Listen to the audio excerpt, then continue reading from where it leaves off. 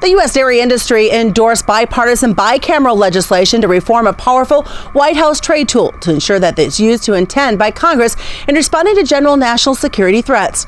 Rolling back current retaliatory tariffs and keeping others from forming in the future is the dairy industry's top trade priority. America currently sends 16% of its dairy production overseas, and industry officials see a lot of room for expansion in the future. Section 232 was created by Congress to combat trade issues that pose a national security threat. In recent years, the process has been used to levy duties on imports of steel and aluminum with Mexico and other countries. In response, Mexico imposed retaliatory tariffs on a range of U.S. goods, including cheese. Those retaliatory tariffs have been a heavy weight on U.S. cheese exports and to the largest export market. Will they or won't they? President Donald Trump and the Chinese president now aren't expected to meet later this month. Officials on both sides have said that the two presidents were scheduled to be face-to-face later in February. But now CNBC says a meeting before the March 2nd deadline is unlikely. A senior administration official says now there's far too much work to do in a short period of time before a deal can get done with China. President Trump had set a deadline of March 2nd to reach an agreement on trade.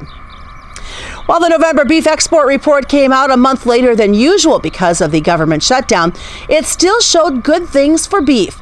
U.S. beef exports continued at a record pace in November. However, pork exports trended lower year over year. Statistics from USDA and compiled by the U.S. Meat Export Federation show that beef exports totaled more than 112,000 metric tons in November, 1% higher than the previous year. Export value jumped 6% to just over $709 million. For January through November, beef exports reached 1.24 million metric tons. That's 8% higher year over year. I'm Susan Littlefield on the Rural Radio Network. This is Mike. Mike likes his car. Mike likes to save money. And Mike likes to breathe. So Mike fills up with E15 with 15% American ethanol. The clean octane in E15 gives Mike the performance he wants from his engine and the clean air he wants for his family. Better yet, E15 costs less at the pump. Higher octane, cleaner air, lower cost. E15 sure gives Mike a lot to like. Discover E15 with American ethanol.